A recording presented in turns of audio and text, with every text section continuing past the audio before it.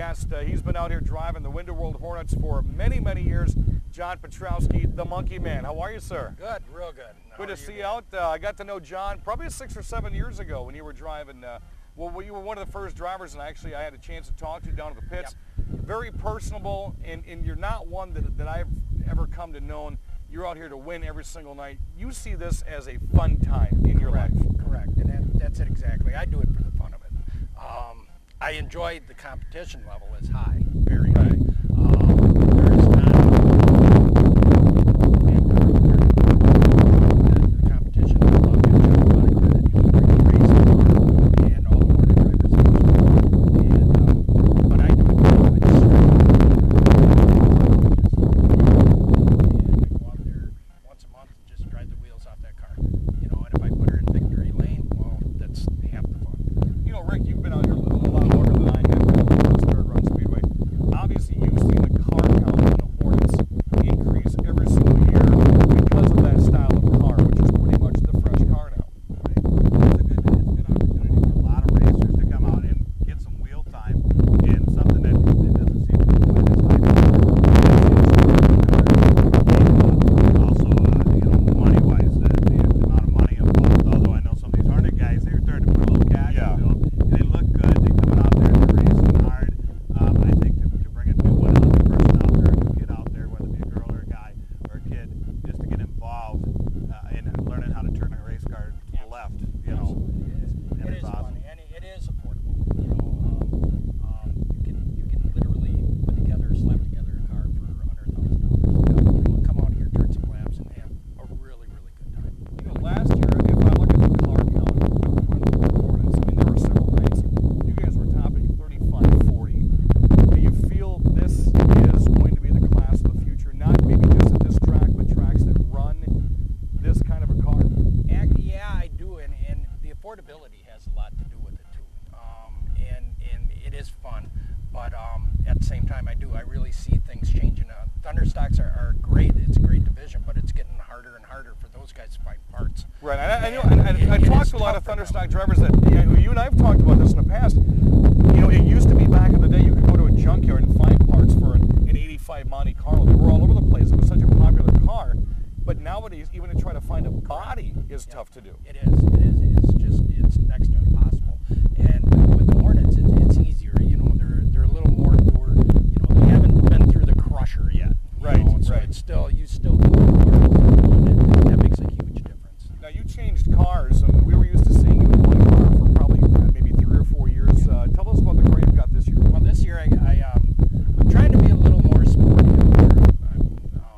I got a Dodge Daytona, 89 Dodge Daytona with a 250, 2.5 I mean, and it's got turbo in it. And we are allowed to run turbos here, provided they come stock. And this car did come stock with it, so we're gonna make a run for it and try to get some top fives, you know. And if I can do that, you know, the wins will come. You know. We're at the La Crosse Speedway Smash-o-Rama night tonight. We've got motorcycles, monster trucks, you name it. It's going to be out here blowing things up. You know, we do have the airbag demonstration. A couple of years ago, we put the trunk monkey Caleb Miller on one and shot him off one. Do you have anything to do tonight? No, that ain't happening. Yeah, he held his butt for the next 3 hours, so that ain't happening. That was a good time. That was a real good time. You know, and that for us anyhow. That leads into my next question.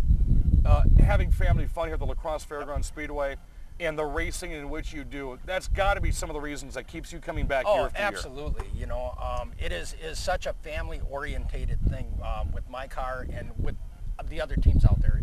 You go into pits and you see families down there. It's not just 1 or 2 guys. It's right. families, you know. And not only the pits, you guys the Hornet drivers bring a lot of fans in the stands as well. Absolutely. My in-laws, you know, they come, and normally they don't even come, but they come for the Hornets. And there's a lot of people that do that. They just come for the Hornets, and that's good. That says a lot for us. And we respect the fans, and we need the fans. Without the fans, we're nothing. And this year, I gotta admit, I lost my mother-in-law this last winter.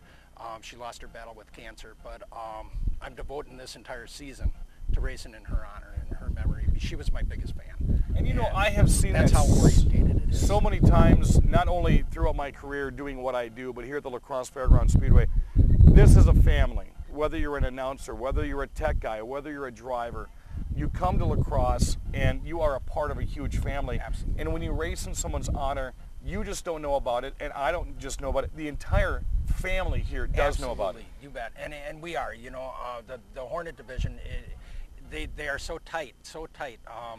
One guy has problems, it's like, hey, Rube, you know, and everybody comes over and helps him out. You know, it's just an honor to race with these guys. They really respect each other out there, and I think the world of them all. And again, Rick, you and I've talked about this just in passing over the past couple of years, is at any class, not just the Hornets, if somebody wrecks, someone blows a tire, something happens, everyone's dropping what they're doing in the pits, and they're running to help out, whether they're a competitor or not. They're helping everybody out. Right. Well, I've seen the Hornets guys are out there working. I've seen them come over and help us. You know, they'll run over. They assist anybody and everybody that needs it, whether it's to yank a quarter panel off that's rubbing, or to bend a bumper back out, or bumper bar, you know, something that might be rubbing and causing, you know, damage or possible blow a tire.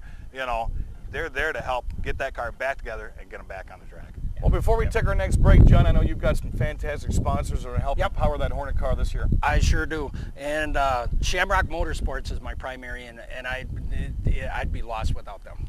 They're just such an awesome sponsor. They've been on the they've been on board ever since I started. Right. Tom and Sandy Zilmer. Tom is my crew chief, but yet he's one of my primary sponsors as well. Stanley Zilmer, my father-in-law, and here again, this is where we're going with the family business. It just, everybody helps out, and I'd just be lost without them. I also got a new sponsor this year, Brad Wortham Graphics. He's taken real good care of me. He's a hell of a guy to work with, you know, and I just appreciate everything he's done for me. And Red Line Outlaw Band, they're doing the festivals around the town throughout the summer. Good band, check them out. You know, they do a lot of classic rock and a lot of country. They're a good band, real good band. All right, you're going to see him out here each night, the Winter World Hornets race.